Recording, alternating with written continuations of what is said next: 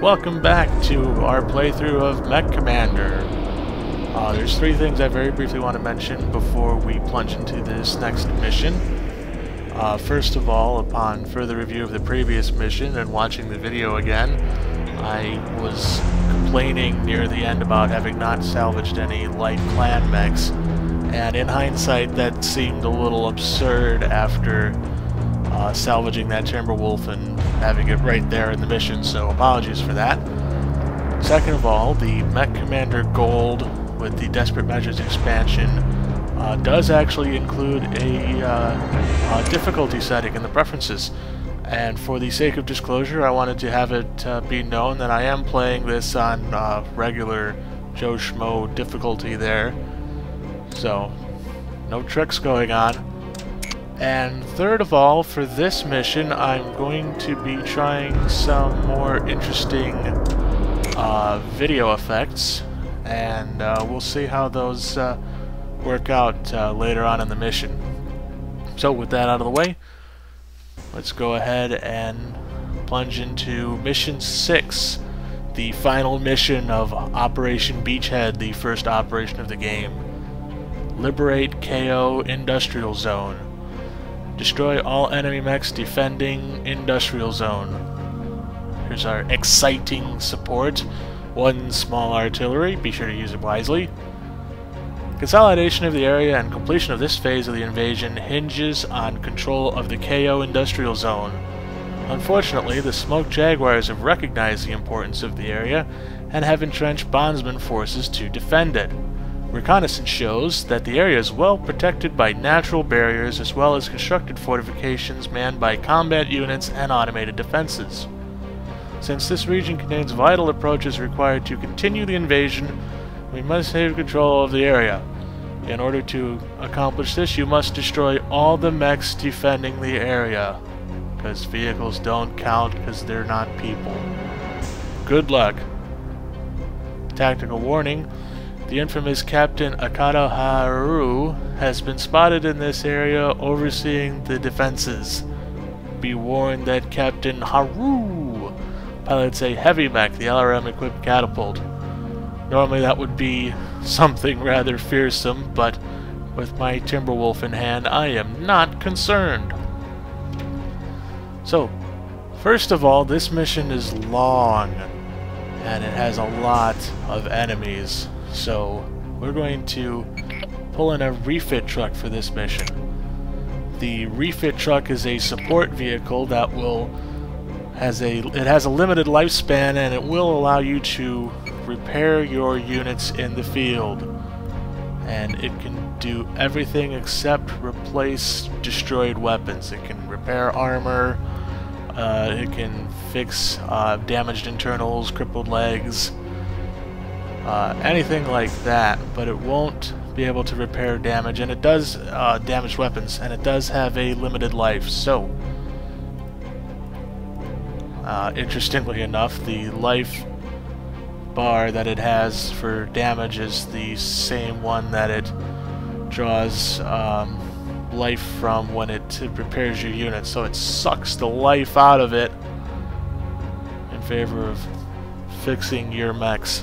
So if it does get shot, it will have less life to repair with. So we need at least one jump capable mech. That will be this commando. Oh, we lost the clan pulse laser. Those are hard to come by. And the intermediate sensors, those are expensive. Let's see if there's any interesting mechs for sale. So Raven,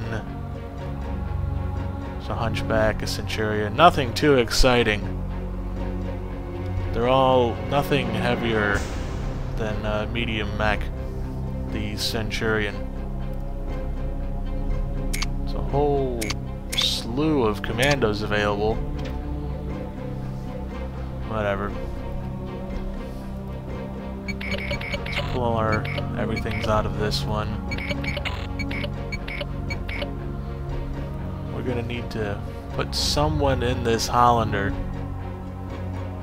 Now, because we do have the refit truck and it will replenish our ammo, this is a good time to use some heavier ammunition-based weapons, like the Gauss rifle I just put into the Hollander. And we can only fit the 2 SRMs. Oh, we can fit 3 if we take out the intermediate sensor. The intermediate sensor does have a load value of 0.5, so it can screw with your weapons layouts, because the standard sensor always has a 0 load value. What can we put in there? Unfortunately, we don't have any regular pilots to spare. And right now, I don't want to purchase anybody. Mystique looks like she's wounded from last mission, so we'll go ahead and put the beast into the Hollander. Which really sounds dirty when you think about it. And here's our strike force. Hunter, Beast, and Lynx are going to be our primary there. And Hawk is going to provide some ECM support. Oh, we need to put somebody into this commando. Unfortunately, since I don't want to risk Mystique, because a headshot will really ruin your day. So let's see who's available. You'll notice they all have cheesy names and everything, but I do have a lot of resource points to spare, so we're going to pick Scarab. Immediately, sir. Immediately, sir.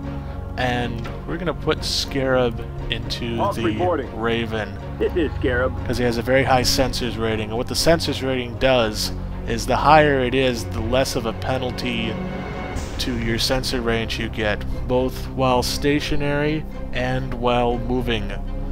And if you have a low sensor rating, you'll suffer a larger penalty to your sensor range while on the move, which will be reflected in your mini-map.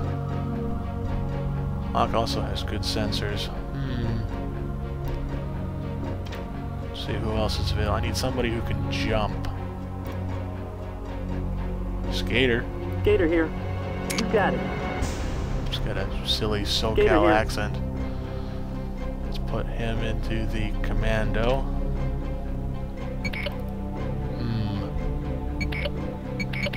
Oh, look at that. 5 SRMs. And no sensors. Because he can't see. And now he can.